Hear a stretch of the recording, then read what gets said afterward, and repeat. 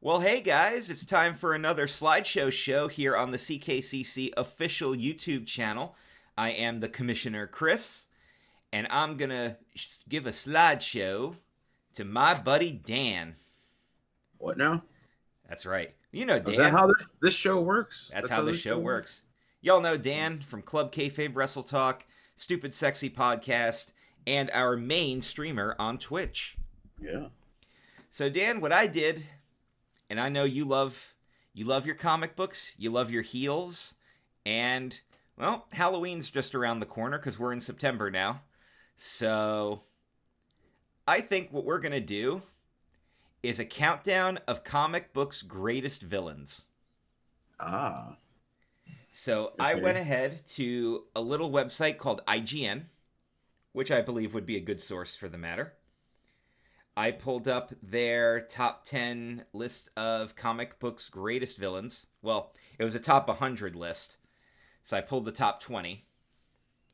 And I went from 20 to 1, and we're going to count them down. What do you think? You ready for some villain action? Yeah. And since it's 20-1, it's not going to be some weird ass one-off Batman villain or No, one-off they're Flash all villain. they're all like they're all really mainstream. Like even I knew who they all were, and So I'm not a big comic I don't book have to guy, be so like, oh, that's Red Ghost. well, just to give you an example, number 100 on the list was Modok. Okay. 99 was Fin Fang Foom. 98 was Jason Wingard. 97 was Violator from Spawn. 96 was Despero. So, but then as you start going down the list, you start getting a lot more recognizable names. For example, number 25 is Bizarro. 24 is Apocalypse. 23 was Ultron. 22 was Venom. And 21 was Ozymandias. So does that give you an idea of that you'll actually know these guys? The funny thing is, I heard of 199, but then like one of the other ones you said, I had no idea. Well, there you go. I know Fing Fang Foom. He's a giant space dragon. Space dragons. Space dragon. All right. Right. Well, we've got the list. We're going to count them down from 20 to 1, starting with our first villain. All right, so we got ourselves some Bullseye. So what can you tell us about good old Bullseye? He is a marksman that doesn't miss. He's super tuned. I don't know if he technically has a superpower. He's just that good. Like, and he could deal with anything. Like, he could throw a knife and never miss. He could shoot a gun and never miss. Or famously in the Daredevil movie in 2003, he could flick a peanut in a airplane, have it bounce around 5 times, land in a woman's mouth, and kill her. Oh, God. Choke her to death while Ugh. she's asleep in the plane. Oh, jeez. That's pretty bad. top of the morning to you. All right, well, that's number 20. Here's number 19. Oh, it's a Juggernaut, bitch. Yeah, there's no Bane on the list, but we do get Juggernaut. Get the Juggernaut, bitch. Apparently he's working with the X-Men in this. I see Scott behind him. And I see Multiple Man. Now, was he always a villain, or did he align himself with the X-Men at times? I mean, I'm sure just like any other ones, they've helped out that time. I mean, there's like a storyline where Magneto takes over the school, like as a good guy. Right. Not like, oh, I'm evil villain, and now I'm in charge of the school, and now you're evil. Do you prefer your villains to be three-dimensional and have those outer layers, or do you like the straight up, nope, I'm evil, screw it, everybody's gonna die? I mean, you got to have a mix. Right. And I think you need to have some pure evil. You got to have a good rogues gallery. So I think you need both. You need the complex, the redeeming, and the ones who are just beyond redemption. By the Here way, you go. Juggernaut is magical, not he's not a mutant. He's like the half brother of Professor X, so he fucking hates him. Ah, Because he's all smart and has powers and shit, and then he finds this fucking helmet that has magic in it, and it turns him into the Juggernaut, bitch. the So his Juggernaut. powers are magical, even though he fights mutants and fights with mutants. He just mutant adjacent. I was He's a just there I was a big because fan of Deadpool 2 when he shows up and Deadpool starts geeking out over it. it's the Juggernaut, and then the music starts playing, and the choir is just saying, "Holy shit, it's a Juggernaut! Oh my god, it's a Juggernaut! Fuck, it's a Juggernaut!" All right. Here's who IGN picked for number 18. Mystique. So one of my big criticisms I've heard about the new X-Men movies is that they're trying too hard to make Mystique into a pseudo good guy just because of Jennifer Lawrence. And I don't Well, when know. they first got her, she wasn't a superstar, and then by the second movie, she was. Yeah, So, so the thing is she's like kind of an anti-hero. Obviously like a spy because she can shapeshift. She make herself look like any person or being. So she's kind of like a evil Black Widow. Not that Black Widow is pretty good.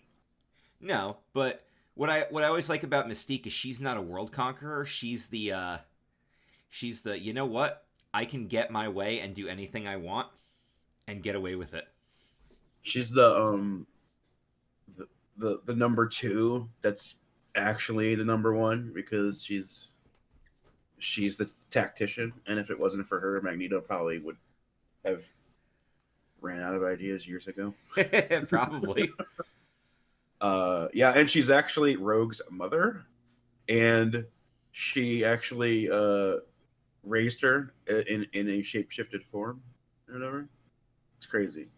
And there's ones where like she's Nightcrawler's like biological mother, and then there's other ones where they retcon that in and out. So who knows?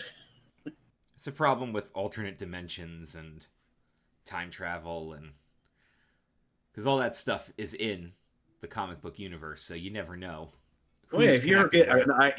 it's the idea is you get like an idea for a story, and then you realize, oh, in current continuity, that wouldn't fucking work. So before I could tell that story, I gotta tell this story.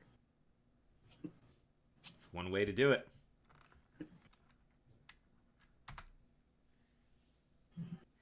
Good old number 17. Brainiac 17. That's what they decided. Uh, Well, isn't he the reason of the destruction of is he the one that destroyed Superman's home planet? oh no, that was. I mean, it depends upon what thing you're doing. The idea of Superman's home planet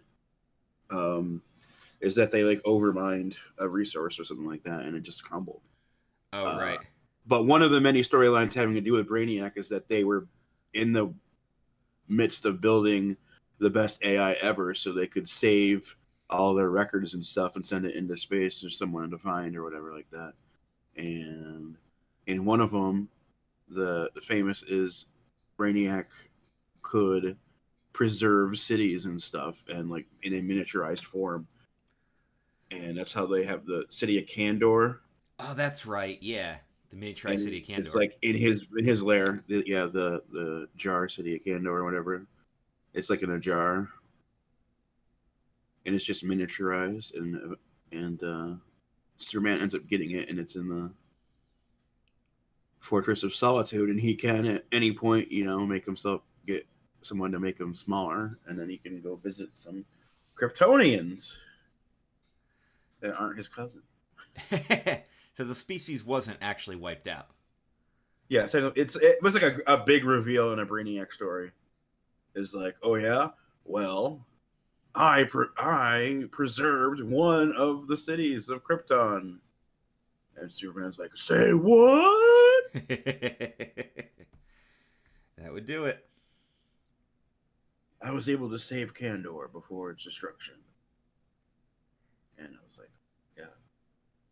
Well, we got another DC villain next on the list for number 16. Black Adam. Did you see the preview?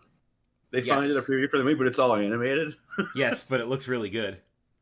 And it's all backstory. And it looks like the Justice Society is gonna go fight Black Adam in the movie, I guess. It's gonna be badass. Yeah, so Black Adam, I mean, he basically told the background in that video, in that like 3-minute video. But essentially it's not Egypt, but it's essentially Egypt. And there's slavery and everything, and the old wizard Shazam. Is the wizard even called Shazam anymore? Because now the hero's called Shazam. I don't know. That whole Captain Marvel Shazam shit. Anyway, gives this guy Adam the power to fight back, and well, he was a little too oppressed because he started going super overboard. And then eventually heroes had to come together and shackle him down for a couple thousand years. And now he's back. And so he has all the powers that Captain Marvel / Shazam has, except for he's been evil for 6,000 years or whatever the fuck. The bad guy. Yeah, it's always The bad. thing is he's still a big ripped dude when he's not powered up. Yeah. As opposed to Billy Batson, who's just a freaking 8-year-old kid or whatever, 10, 12-year-old kid. Well, isn't that the thing? Like, it's really bad when your villain has all the same powers you have. Yeah. So the only way to beat him that way is to outsmart him. Well, here's number 15 on the list. Sinestro. Now, say what you will about the Green Lantern film, I think Sinestro was done pretty well. And again, it was Mark Strong, and Mark Strong is fucking awesome. I'm not that familiar with Green Lantern lore, so I don't know like what all the different colors and powers. So Green Lantern's based on willpower, so it's just like, your ability to continue fighting through adversity and stuff. But a great celestial threat was coming, and Sinestro's like, we need to switch our ring to yellow because yellow is based on fear, and fear is more easily obtainable. Especially with a giant celestial threat coming to destroy all of the entire universe. Well, there you go. It'd be easier to manufacture fear because everyone would be afraid of the threat. And they're like, no, because fear is evil. And he's like, bitch, please. Bitch, please. And he was like the head Green Lantern before Hal Jordan showed up. And he fucked that up. So then he started the Sinestro Corps. And they all got yellow rings and go on fear. Yeah, each ring is a different, emotion. Gotcha. And that's how, the power base comes from. So there's, one where it's literally just the power of love. And it's mostly women, and it's, a pinkish purple. So... There's actually a Dragon Ball connection to that, because when they start revealing that there are multiple universes, universe number 2 is the love universe. It's based on love, and their goddess of destruction looks like Cleopatra, and that's all their power is, love, and they feed off the love of the citizens as they fight. Yeah, and it's a trope, but it works. There's famously, there's the Red Lanterns, who is anger, so they just get pissed off. And then the best one is, I believe it's orange. It's greed, and there can only be one orange. That's right. I was gonna say, isn't there only one orange lantern at a time? Because there's only one orange lantern. Which one's black? The Black Lanterns is undead. Undead. They're all fucking zombies, dude. The Black Lantern. Is there a blue? Yeah. What are they? I think blue's compassion or something like that. Okay. Don't get me wrong. After the first 3 or 4, I can tell you it's a crapshoot. Okay. All right. Fair enough. Well, that's Sinestro for you. Let's move on to number 14. The Red Skull. And the Tesseract. Or Cosmic Cube. Yeah, the I mean, what can I tell you that wasn't told you in the first Captain America movie? Pretty much all that. well, what is it? Sinestro was described as like a space Hitler, but this guy is a literal Nazi. I mean, yes, technically. Although I think it was more of a he was using the Nazis to get what he wanted. Well, You know. that's a villain thing, right? Yeah. Use the minions to get what you want. And Dispose of them. as you can see, like in the movie, there's the part where Hitler sends guys to go get him, and they say, "What was it that the Führer said?" And say, "Red Skull has been, for too long or whatever. He's been entertained for too long." And then he kills them all with the power of the Tesseract with that special gun. Mm-hmm. But he's a good villain. He is. Remember, they were trying the super soldier in Germany, and Johann Schmidt,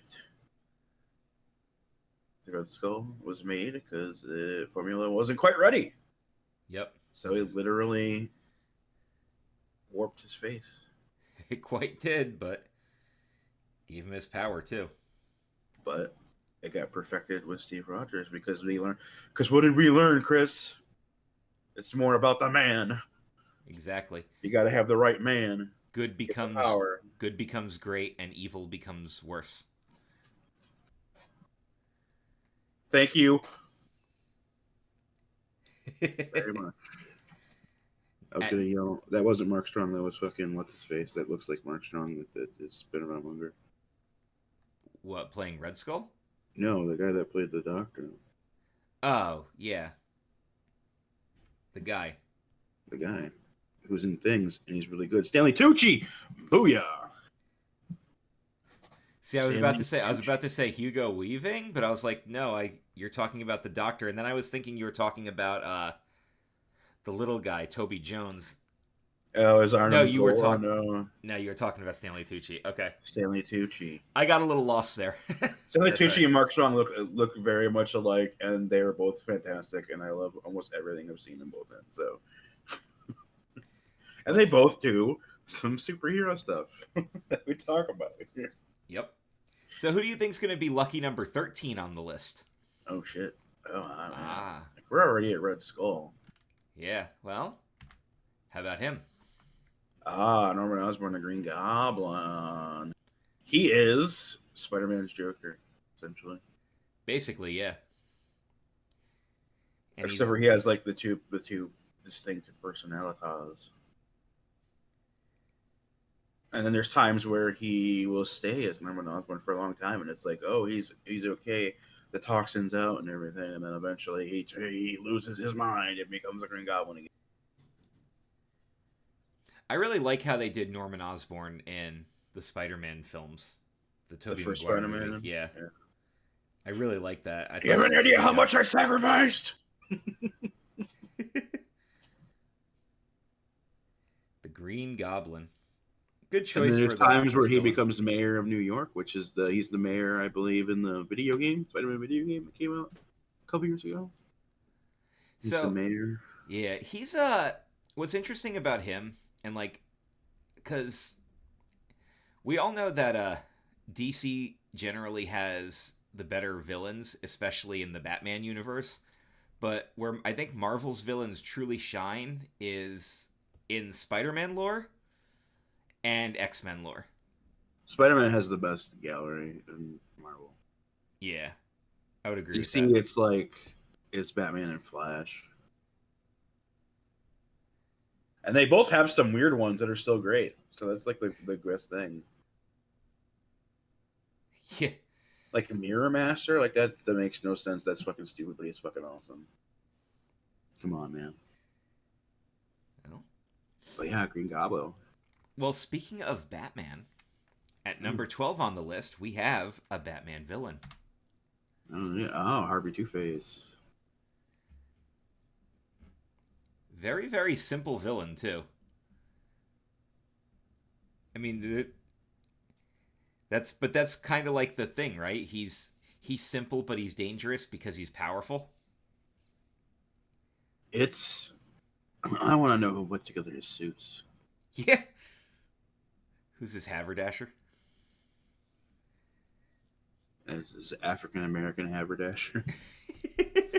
Which more explain?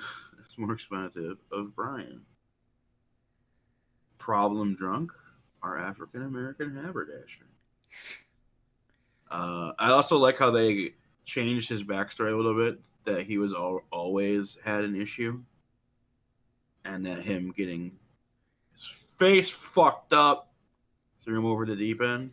But he always believed in everyone having an equal chance. So the coin, oh god, so good. It's simple, but it works. We'll stay on the topic of Batman now and move on to number 11. You got the Catwoman, a bit of an anti-hero. She has done her heroic stuff too, but she's not really evil. She's just a criminal, right? She likes the shiny, just like kitties. Yeah. And she's got that really... Selena Kyle and Bruce Wayne have that really, really weird will they, won't they tension happening. They did, but will they again? Yeah. I've enjoyed the live-action versions of Catwoman, except for the one I haven't actually seen, which is the Catwoman movie with Halle Berry. Yeah, I've seen only parts of it. And I don't want to see it as a result, but she's always been done really... In fact, she's done really well in the new Harley Quinn cartoon. Oh, where she's just a bitch? Yeah. And she's part... She won't join the crew because she's her own thing. But... Yeah, I do like the Catwoman character, and I really liked playing as her in Arkham. She was actually really fun to play as. She couldn't do all the same stuff. She couldn't do all the same shit that Batman could do, but it was a lot of fun to play as her, especially that Harvey Dent boss battle in Arkham City. But which is your favorite portrayal? it's a good question, isn't it? I'd actually have to think about that. Because the thing is, I really like Catwoman in the Tim Burton movie, but I can't stand that leather suit because I know that it was basically killing Michelle Pfeiffer. And that's like got better. Tim Burton thing.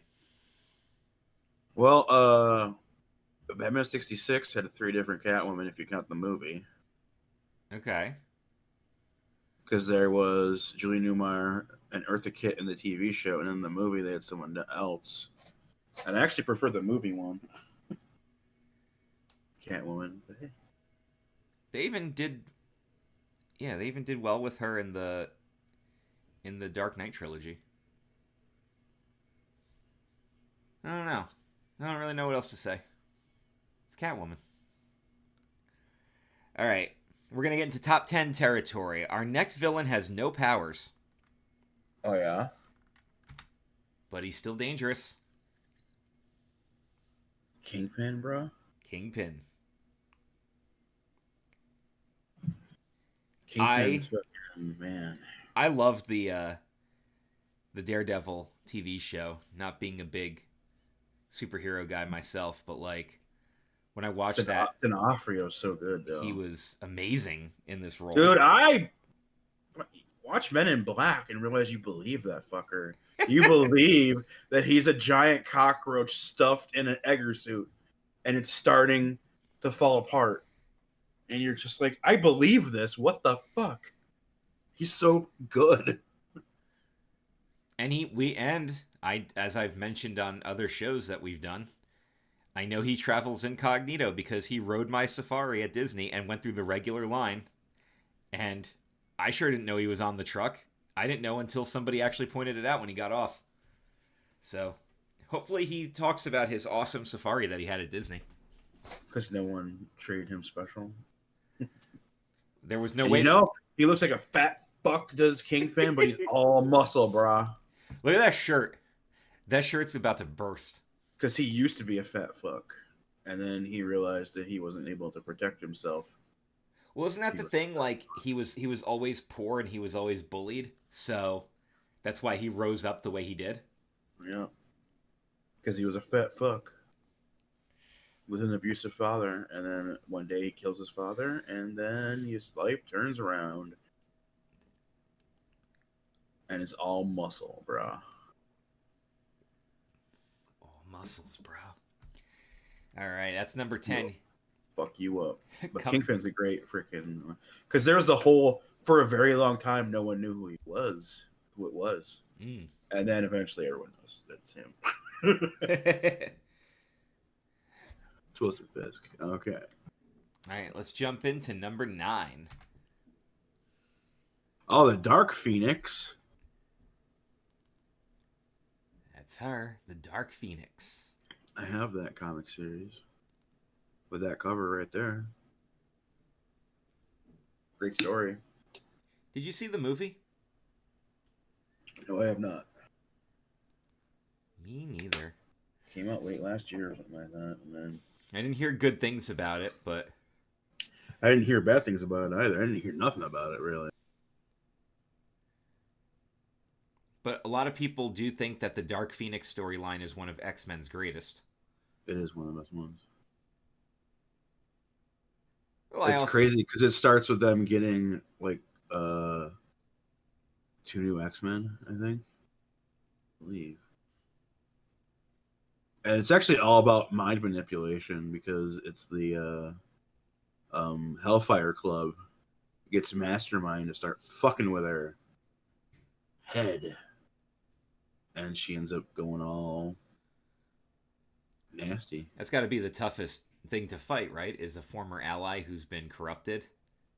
And you know that she's actually the most powerful of all of you. Yeah. and and the cool thing about the story is it doesn't even end with the fight with the Dark Phoenix. Because they eventually like break the mind control and get her back. But then the I think the Inhumans or something like that pull them out, and like we have to take the Phoenix Force has to die, and so they end up fighting on like the moon or whatever to save Jean Grey's life, and that's how the story ends. That's crazy. The Dark Phoenix fight is only like halfway through the 6 comics or whatever. Seems But the pretty story cool, though. starts with them getting Dazzler. They find that there's like this girl that has powers, and they're gonna go see her, go check it out, and they go recruit Dazzler. Dazzler. Cool. All right, we're moving up now. Coming in at number 8, one of my personal favorites. Oh, they made him like preteen Loki. I picked this picture because I thought it was really cool artwork. Nice. Yeah, freaking Loki. The God of Mischief. Not an original Marvel comic creation, of course.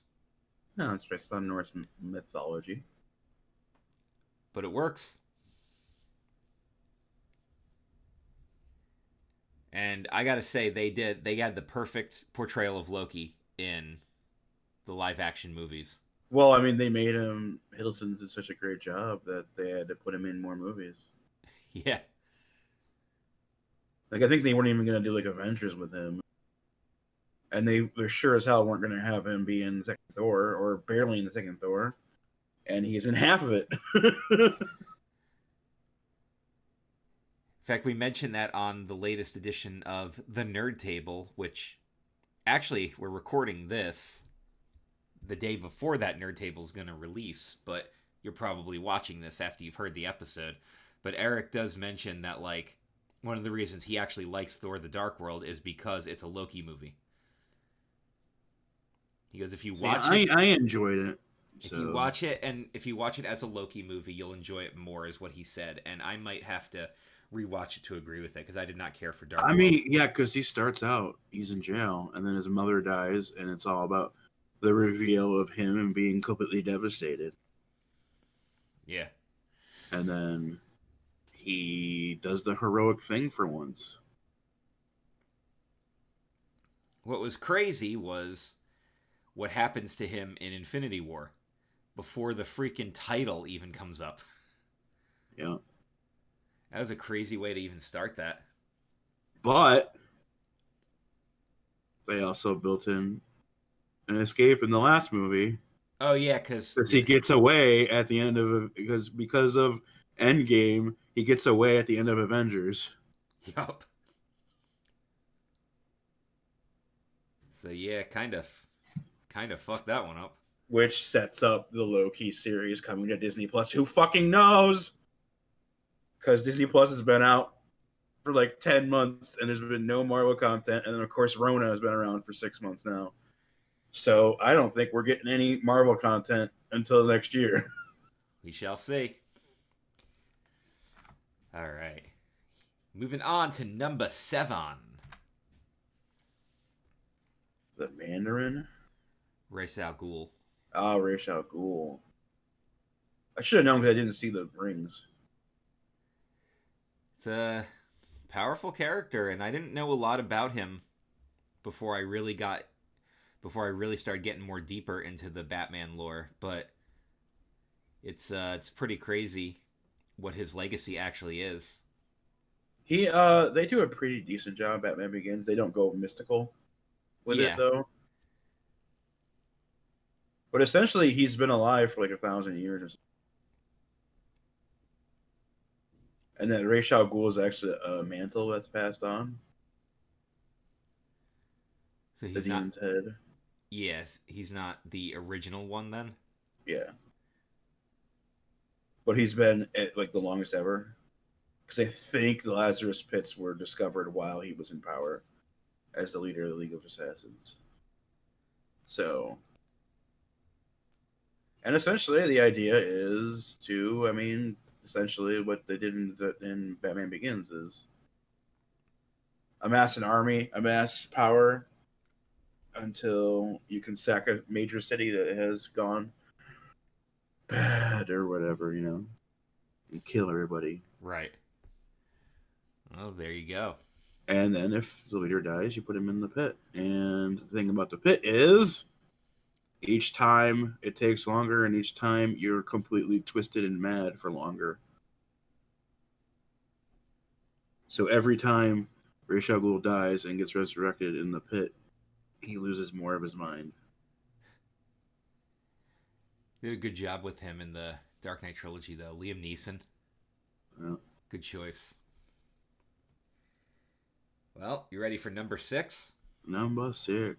We're going to stick with DC here, but we're going to up the evil ante. Oh, man, straight to Darkseid, huh? Mm-hmm. Straight to Darkseid. Literally. Yeah. Think Thanos, Darkseid. but more actual evil. Like, I don't even think Darkseid even thinks he's doing the right thing. He's just like, no, I am superior and I have better soldiers, so I should have your planet. Well, Thanos wants to create balance in the universe. This guy wants to control everything, right? Isn't that the difference? Well, there's different things with like Thanos in the comics for like the whole Infinity thing is that he is in love with Death. And Death's just not that into him, so he's like, well, then I'll kill half the people on the entire universe because I love you. But Death is interested in Deadpool because they can never really be together. The longest they've ever been together is a few minutes, because then Deadpool starts coming back together. Darkseid just fucking evil with his parademons, his parademon army. Which you know more about, because it's in Harley Quinn, where he gives her that was an army. He was the big bad of season 2. He was the ultimate big bad there. Yeah, Darkseid's pretty cool. But does he hold a candle to the villain who cracks the top 5 at number 5? Well, we're talking here in Galactus. He eats planets. He literally eats planets. This man eats planets. Like he doesn't like chomp them down. Like he has a series of technologies that will like change harness the power of things that he can then put into himself as energies. Yeah, He's also huge. yeah, he's massive. Like he's taller than any building. I think he can make himself be taller and stuff too. I Well, think. can he make himself bigger than the planet itself? Yeah. Well, he's a eternal, I believe. Yeah. Is what it is. He's massive, and only way to beat him is to break his shit or get the ultimate nullifier from Reed Richards. But I do relate to Galactus on a spiritual level.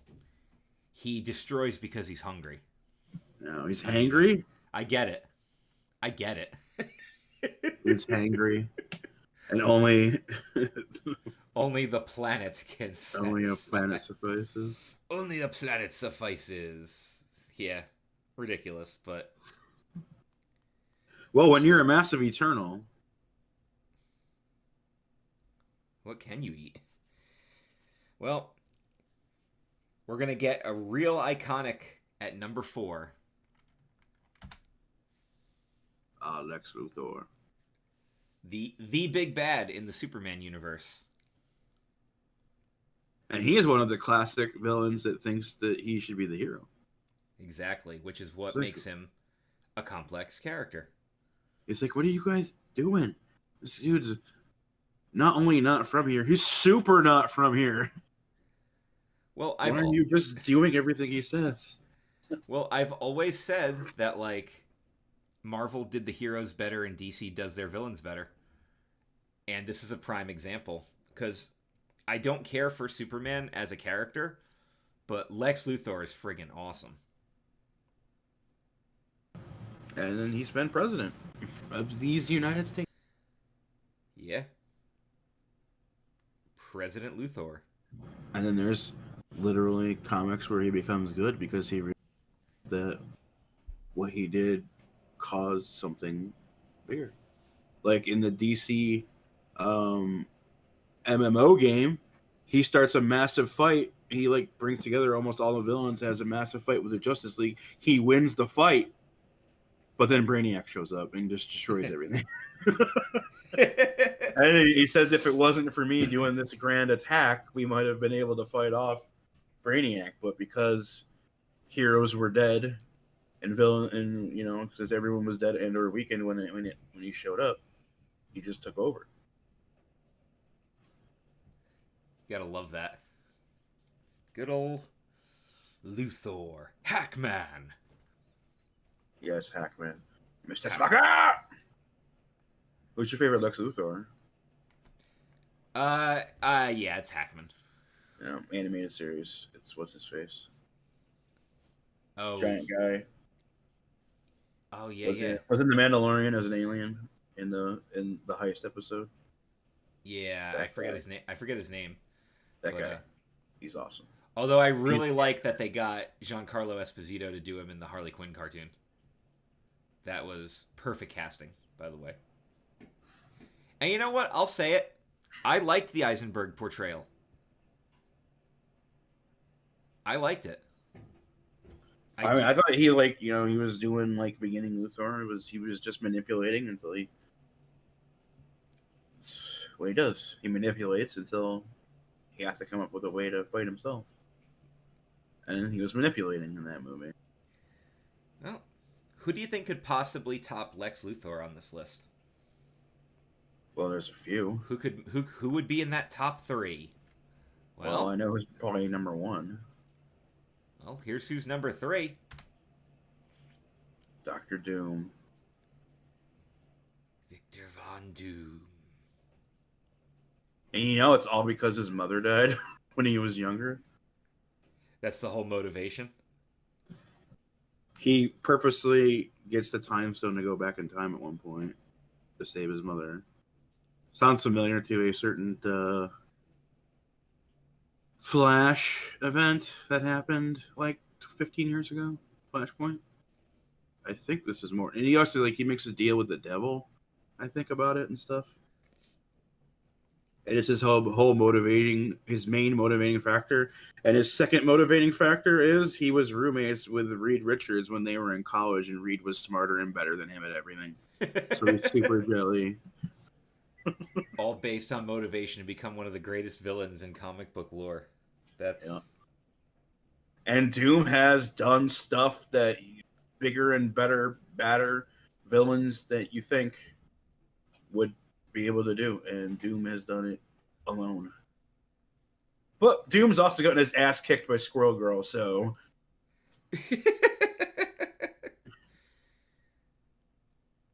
yeah, I guess that'll do it. It's one of those.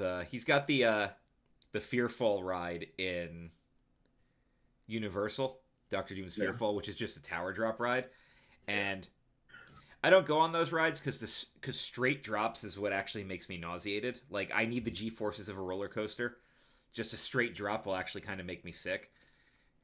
But what I've heard is that because it's a 4-sided ride, the tower's got the 4 seats, and they said if you're on the one where you can look at all of Universal Studios, it's a pretty freaking cool ride. But if you don't luck out and you end up on the one that's just looking at like downtown Orlando, it looks like crap when you're just looking at the highway. So if you ever get on that ride, make sure that's where you go on. 2 to go, Dan. Mm-hmm. 1 DC and 1 Marvel. I'll let you know. Okay. All right. Yeah. Okay. I have my choices. Okay. Well, here is number 2. Oh, I freaking gave Joker number 2. Yup. Joker's number 2. You know they're following up on that 3 Jokers thing. Oh, are they? Good. Yeah. So the idea is that there's been 3 Jokers this whole time. It's the thing. It was like 5 or 6 years ago, maybe even longer. Was Batman gets on the chair, gets on Darkseid's chair, and it has like the knowledge of all the universe, and he was like, you can have one question, and we are led to believe he asked what is the true identity of the Joker, and he's told that there's actually 3 Jokers. That's crazy. And he loses his fucking mind. Well, isn't that the whole thing? Like, there's the Joker that we see in the new Joker movie. We see the human side of him, but then at the same time, Jack Nicholson's Joker in the first Batman film had a whole different human identity. So there's a chance that could all have been canon, is what you're saying. I mean, at least it's canon now, I guess. Oh, yeah. So the idea is that there's like a Joker that's like the mob boss style Joker. There's the Agent of Chaos Joker. And then there's like the third Joker. Mark Hamill. Well, we were talking about like Jack Nicholson Joker, Heath Ledger Joker, and and just like the zany cartoony Joker as Cesar Romero. In Batman 66. So we're talking about Cesar Romero kind of Joker where he's just doing pranks and basic stuff, and then there's the Jack Nicholson, an actual crime mobster Joker, and then a literal psychopath. And then there's the literal psychopath Joker. That's awesome. That's a great angle. And then actually one of the big reveals at the end of that thing was Batman finds the comedian's pin in a wall in the Batcave. Oh, and that one of them might be the comedian from Watchmen. But they're now going to do a story. They're actually going to do an actual comic series on the 3 Jokers. Well, that'll be pretty cool. So who do you think is number 1? I already told you it's a Marvel villain. Yeah, I'm going to say it's probably Thanos then. It is not Thanos. Thanos is not on the list. Well, he's not on this part of the list. Nope. What do you think? You got to guess? Magneto. You got it. Listed as the greatest comic book villain of all time. Would you agree with that? He's the one with motivations. And then when they it's not like a retcon. When they fully fleshed out his backstory, they say that he was a child during the Holocaust. That like really, because he's seen it, right? Right. And so he's like, no, they're just gonna come for us like they came for the Jews in Germany, and I've seen it happen, and I'm not gonna let it happen again. But then he turns hero at the right times, like in But Days of Future Past. he's also a super complicated character. So, And in the end, he's just playing chess with his old best friend. love it. God. Love it. But yep, that's the greatest comic book villain of all time. Oh yeah, Magneto's an old man because remember he was like a child in the 40s, Yeah, and so he he's keeps like, himself buff in case all else fails. He can still punch you in the face real hard. He keeps himself jacked, even though there's no reason to. But it's part of his ongoing paranoia because of what he witnessed as a child, and he keeps it jacked, bro. He keeps real jacked. I can see Magneto because he's more knowingly deep, whereas the entire thing about Joker is like, what the fuck? yeah. Oh, there you have it. Who's your favorite? Oh man, Tough one, huh? that's super. It's a loaded question. Well, Like asking young Neo what he plays. I mean, and how about Thanos didn't even make the top 20? Actually, what I I'm can gonna see because Thanos isn't around all the time. right. So Whereas it seems like Joker has a thing like every year. what I'm doing now is I'm actually going back through the rest of the list, and I'm gonna just quickly see if I can pull up where Joker does show up. But yeah, no, that was I mean, it was a good guess because I know that Thanos is a very popular villain now because he ended up being the big bad for Avengers. But that's because his storyline impacts the whole universe, right? It's not. Yeah. He's number 47. Number 47 on the list. Doomsday, Harley Quinn, Sabretooth, and Deadshot all outrank him. And Talia. Because now I'm going up the list. Shredder actually made the cut at number 39. Because they said comic book villains. They didn't say it was exclusive to just... Yeah, Deathstroke came in at 32. Zod is number 30. But you guys can check out the list yourself on IGN to it yourself. Well, there you go. That's our slideshow show. We'll come back with another slideshow sometime soon. Till then, I'm Chris. That's Dan. Check us out on CKCC Radio, wherever you get your favorite podcasts, and subscribe to this channel for more content like this. Ring the bell so you can get notified when new episodes go up.